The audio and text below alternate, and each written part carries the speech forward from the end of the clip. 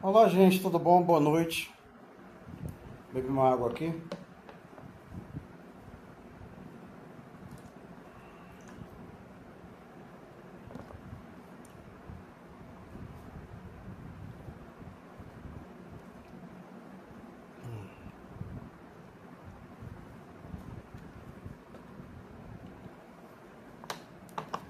Essa é a água mineral da Coca-Cola aqui no Paraguai.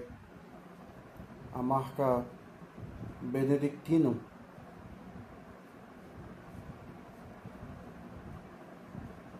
Mas a água que eu mais gosto aqui é de uma marca chamada Genesis, que é uma fonte vulcânica. É que eu não fui no mercado ainda para procurar essa água. Eu aqui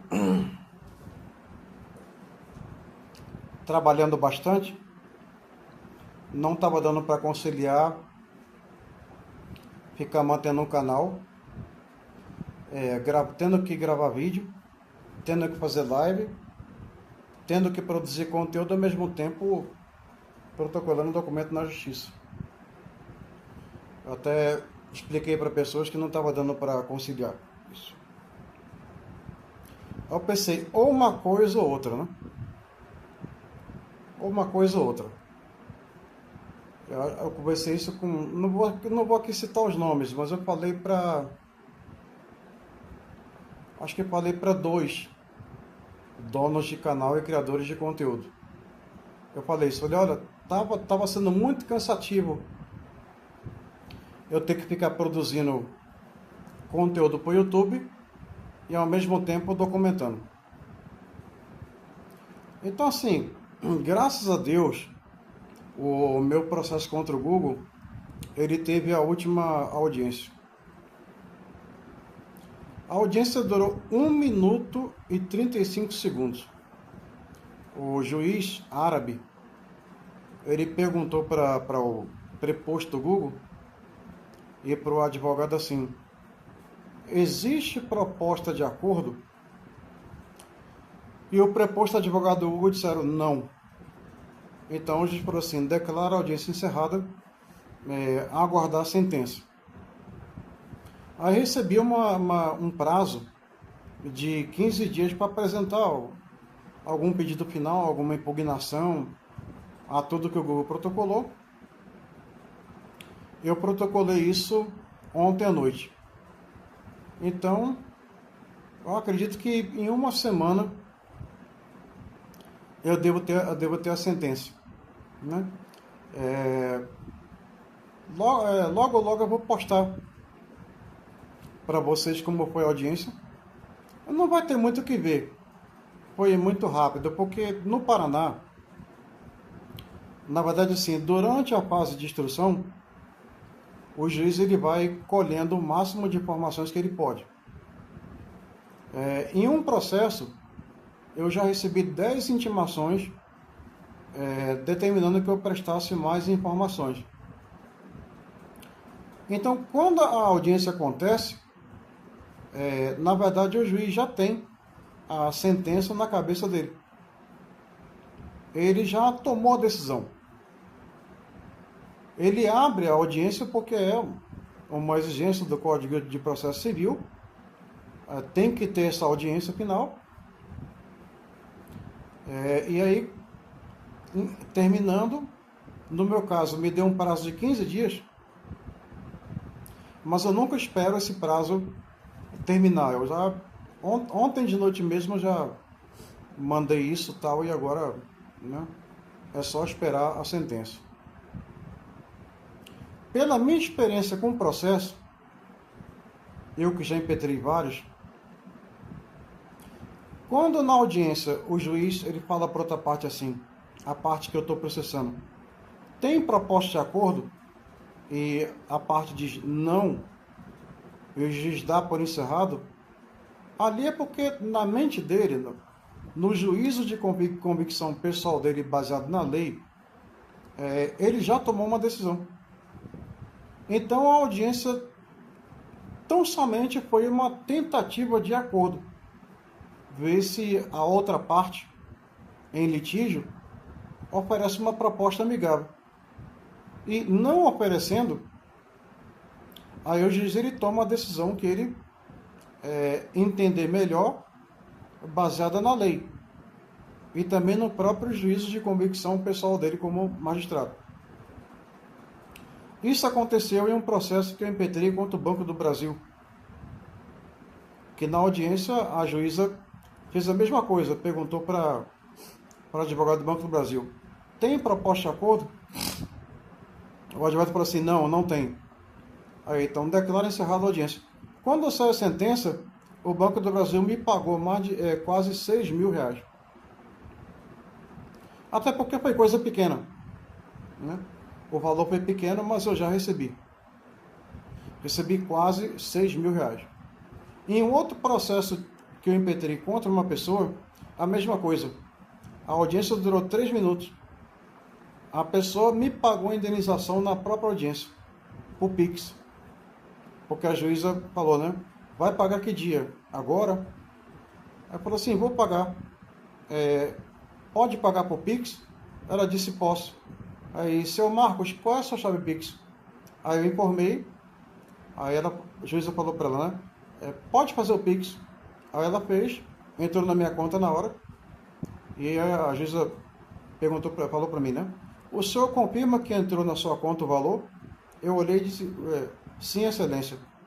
Pronto, a audiência encerrada. Acabou.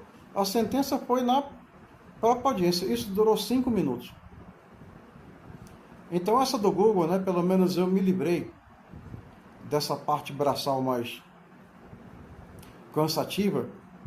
E agora é esperar o magistrado, que é de Foz do Iguaçu, ele tomar a decisão. Mas mais uma vez eu digo, na mente dele, ele já julgou. Ele já tomou a decisão dele. A audiência foi mero rito processual. Ela tem que acontecer porque o Código de Processo Civil determina que aconteça. Tem que acontecer. E aí, no caso, vamos esperar pelos próximos 5 dias, 7, no máximo 10 dias, sai aí a audiência.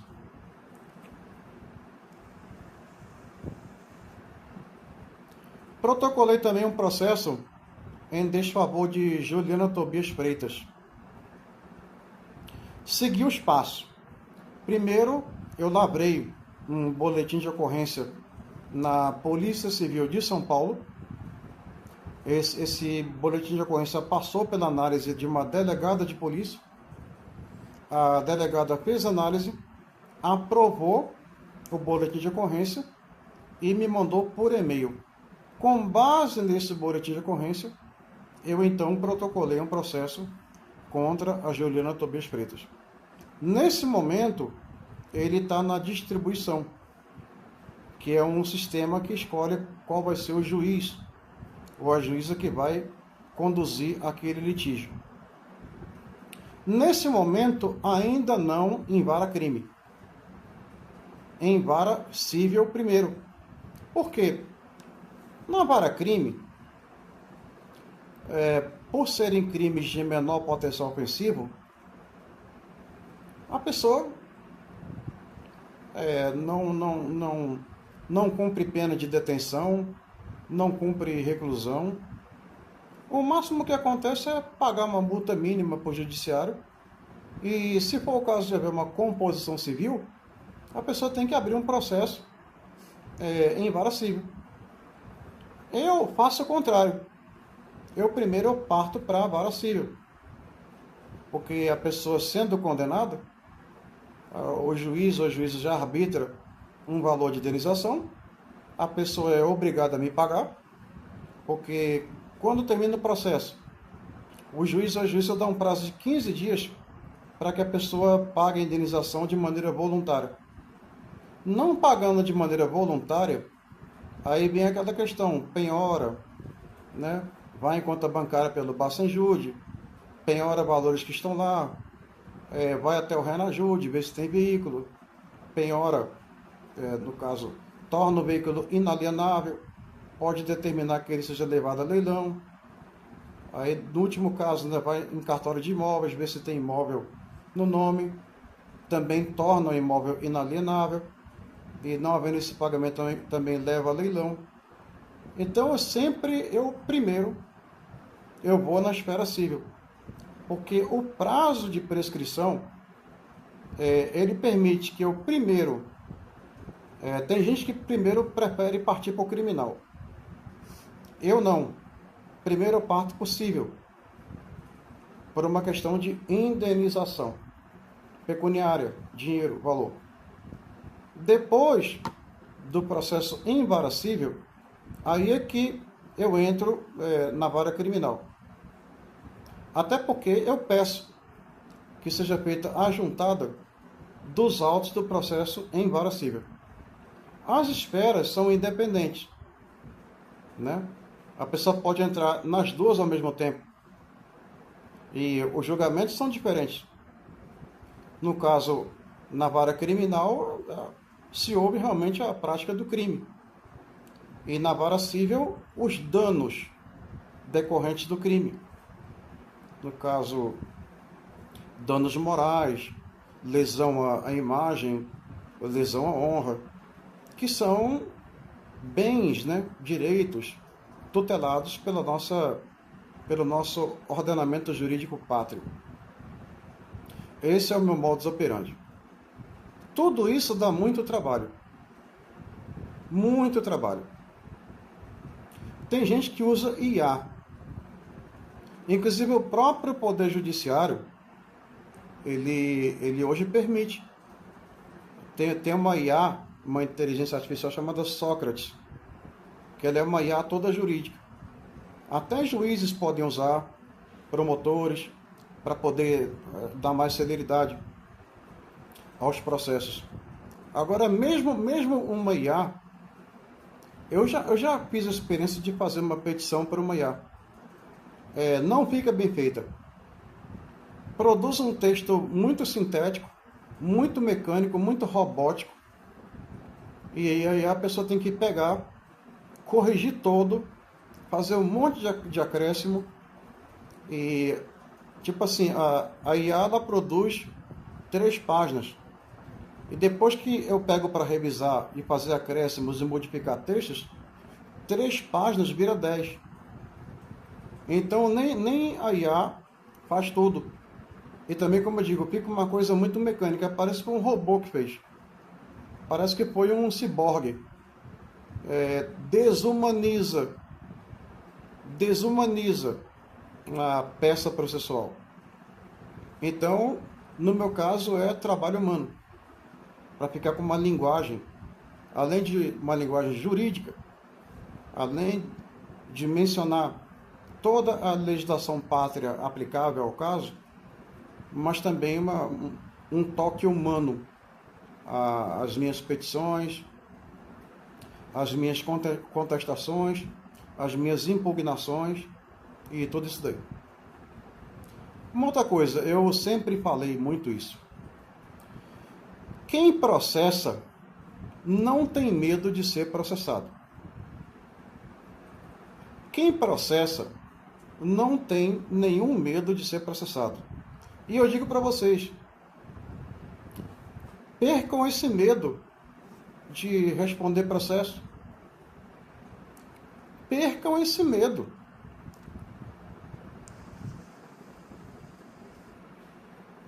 O que a nossa Constituição Federal fala? Aos litigantes em processo judicial ou administrativo são asseguradas a ampla defesa e o contraditório com todos os meios e recursos a eles inerentes. Se você for processado ou processada, você tem direito a ampla defesa. Na verdade, em um processo, a pessoa que é processada, ela tem mais direitos do que a pessoa que processa. Eu quero deixar aqui esse esclarecimento. Não sei se alguma vez já falaram isso para vocês. Se você, homem, mulher,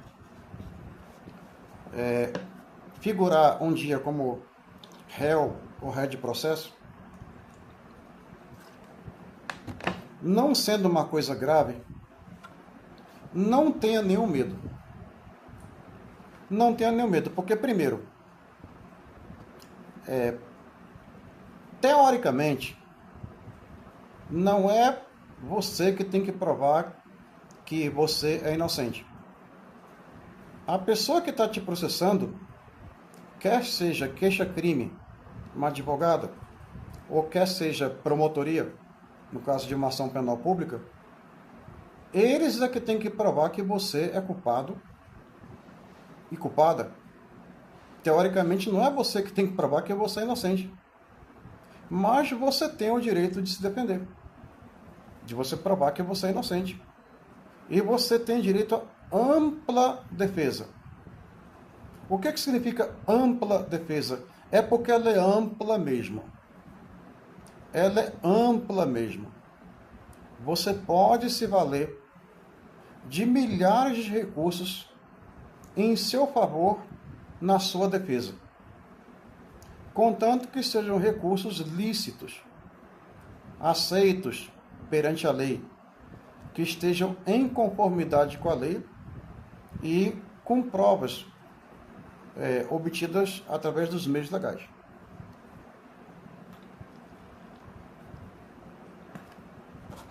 O que significa o contraditório?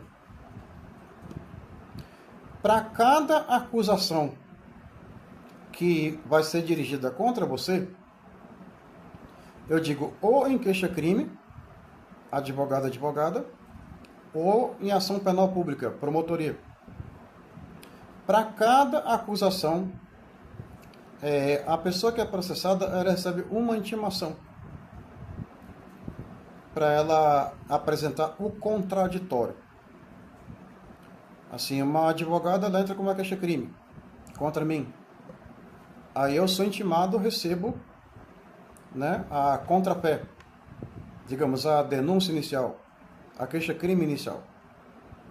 Eu leio e ali eu já me é facultado o direito de eu contraditar ponto por ponto, tudo. Eu vou contraditando e apresento. Aí o juiz intima a parte autora, notificando de que eu, né, apresentei o contraditório.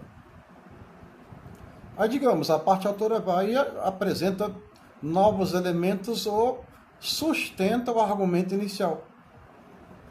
Eu sou intimado, mais uma vez, a que eu apresente o contraditório. Para tudo, todas as vezes que a pessoa que está me processando, para tudo que ela protocola, eu sou intimado para que eu contradite, para que eu apresente uma contestação. Isso é o direito ao contraditório. E mesmo assim, ainda insisto, vocês não têm nenhum motivo para ter medo de processo, que mesmo havendo condenação, eu estou falando de coisa simples, não estou falando de coisa grave, né?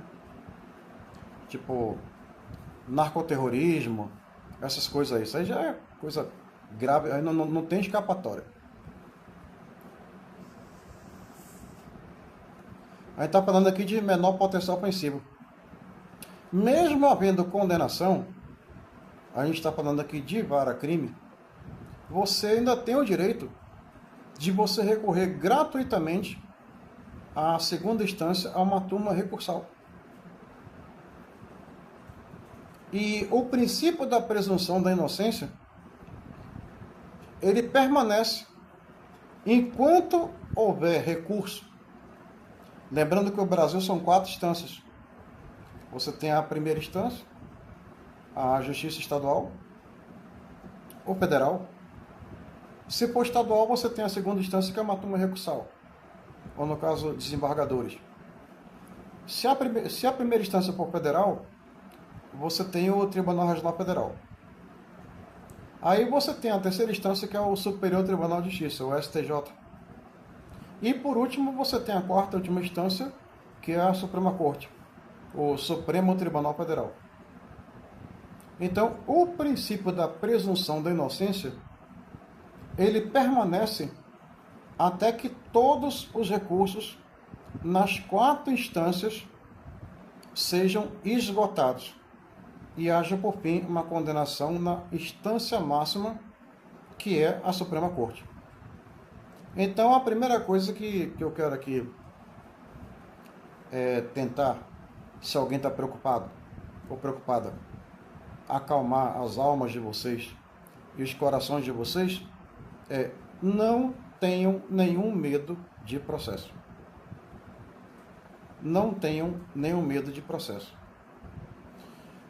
Para esse vídeo não ficar longo, eu vou interromper ele aqui e depois eu vou gravar um outro, que eu vou mostrar na tela aí uma situação e vou comentar isso para vocês, ok? Mas, voltando a dizer, foi necessário eu dar uma parada, porque não estava dando para conciliar. Não estava dando para conciliar, ficar produzindo conteúdo e ao mesmo tempo ter que ficar escrevendo, produzindo texto, apresentando contestação, apresentando impugnação, fazendo petição, respondendo intimação. Tava muito trabalho. Muito trabalho. Não é que eu cheguei a um esgotamento, mas é tempo. Eu não estava tendo tempo, porque ou uma coisa ou outra. Esse vídeo aqui já está 21 minutos, 22 minutos. Quer dizer, na época, 22 minutos. Esse tempo já estava me prejudicando para eu produzir trabalho. Aqui, 22 minutos. 22 minutos que eu teria perdido produzindo.